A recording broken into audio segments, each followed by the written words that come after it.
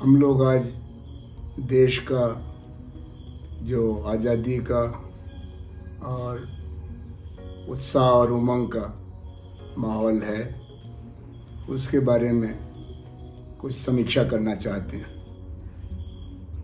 अक्सर ये कहा जाता है कि भारत का अब तक का जो इतिहास रहा है इसमें आशा की किरणें बहुत कम हैं।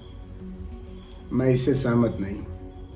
इसलिए पहले तो हम लोगों को अपनी उपलब्धियों की चर्चा करनी चाहिए जो हमें विरासत में मिली है।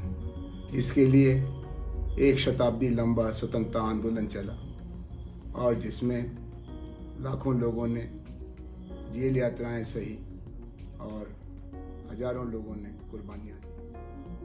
पहली उपलब्धि हमारी आज़ादी की। यूरोपीय साम्राज्यवाद में एक भी सुराख नहीं थी जिसे रोशनी की किरण आ सके, लेकिन लड़ते लड़ते, प्रतिरोध करते, बलिदान करते एक सिलसिला ऐसा बना कि दुनिया के इतिहास में आज़ादी का सूरज उगा और भारत 15 अगस्त 1947 को ब्रिटिश साम्राज्यवाद के चंगुल से छूटा। दूसरी उपलब्धि हमारी राष्ट्रीय एकता की है।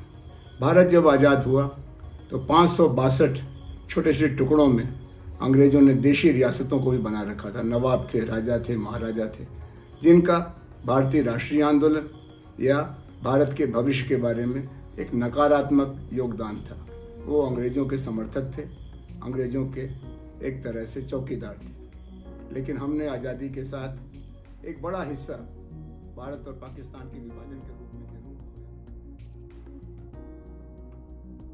लेकिन बाकी षड्यंत्र बांटो और राज करो का हमने विफल किया और भारत एक बड़ा देश बन के दुनिया के नक्शे पर उभरा। तीसरी उपलब्धि हमारी संविधान निर्माण की है। प्रायः देश आज़ाद तो हुए लेकिन वो अपने भविष्य के लिए एक साझा सपना नहीं देख सके। भारतीय संविधान सभा ने अपनी तमाम कमियों के बावजूद ऐसा संविधान बनाया जो भारतीय राष्ट्रीय आंदोलन के सपनों का गवाह बना और उसका संरक्षक बना। और उसके बाद उस संविधान के अंतर्गत जो देश खड़ा हुआ उसने कुछ संशोधनों के साथ अपने को नियमबद्ध रखा।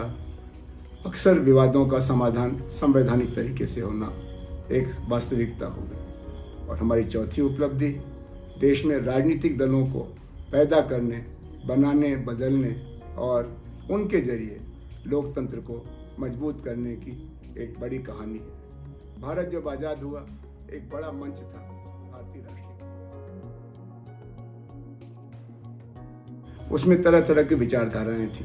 लेकिन आज़ादी के बाद विचारधारा के आधार पर भारतीय राष्ट्रीय कांग्रेस लोकतंत्र, धर्मनिरपेक्षता और सामाजिक विकास का एक तरह से वाहक बना। लेकिन उसी के गर्भ से समाजवादी आंदोलन की सोशलिस्ट पार्टी, एक तरह से पूंजीवादी समर्थक स्वतंत्र पार्टी, जनसंघ और कम्युनिस्ट पार्टियां निकली।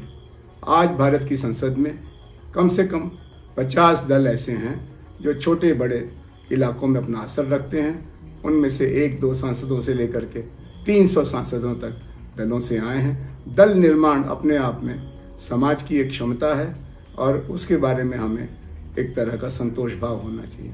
ये अलग बात है कि अधिकांश दल परिवारवाद के दलदल में धंसे हुए हैं। अधिकांश दलों में आंतरिक लोकतंत्र नहीं है। लेकिन जब एक बार दल बन गए हैं और वो लोकतंत्र का तकाजा है तो दलों के अंदर लोकतंत्र लाना एक बड़ा सवाल नहीं है। खाली कुछ नियमों की, खाली कुछ परहेजों की जरूरत है। लेकिन भारत के लिए दल निर्माण की क्षमता अपने आप में एक उपलब्धि है। इसलिए जब हम भारत की चर्चा करें तो हमें याद रखना है कि हम यूरोपीय साम्राज्यवाद से आज़ाद हुए। हमने राष्ट्रीय एकता का एक व्यापक क्षितिज बनाया। हमने अपना संविधान लोकतंत्र और आज़ादी के समन्वय से तैयार किया और देश की समस्याओं के समाधान के लिए दर्जनों राजनीतिक दल हमने जन्म दिया। ये उपलब्धियां मामूली नहीं हैं। इन उपलब्धियों के साथ चुनौतियां भी हैं जिसकी चर्चा हम जल्दी ही करेंगे।